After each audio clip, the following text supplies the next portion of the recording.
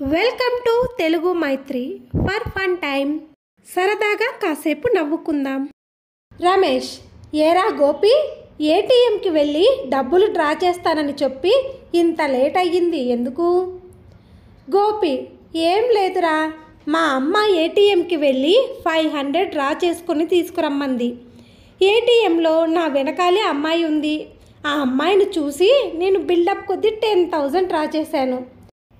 ఇంటికి వెళ్ళాక మా అమ్మ ఎక్కడ చీపురు కట్ట తిరగేస్తుందోనని బ్యాంకుకు వెళ్ళి 9,500 డిపాజిట్ చేసి వస్తున్నాను. అందుకే లేట్ అయింది. తండ్రి కొడుకుకి ఫోన్ చేసి తాగి కారు నడపకు నాన్న, యాక్సిడెంట్లు అవుతాయి అని చెప్పాడు. కొడుకు, నువ్వు తాగి నాకు ఫోన్ చెయ్యకు నాన్న.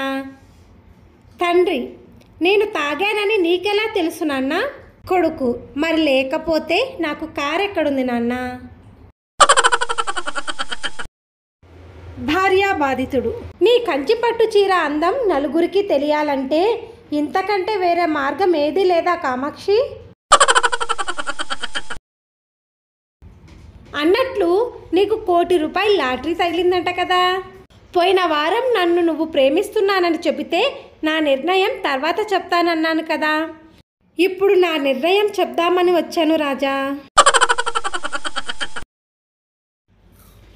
భార్య, మీ సెక్రటరీతో సినిమాకు వెళ్ళారట కదా, మన పక్కింటి ఆవిడ చెప్పింది. భర్త, అవును మరి, మొన్న నువ్వే చెప్పావు కదా ఈ మధ్య సినిమాలన్నీ పెళ్ళాం పిల్లలతో కలిసి చూసేలా లేవని, అందుకే మా సెక్రటరీని తీసుకొని వెళ్ళాను. సురేష్, రే మావా, నీకు నీ భార్య అంటే ఇష్టమా లేదా మీ చెల్లంటే ఇష్టమా?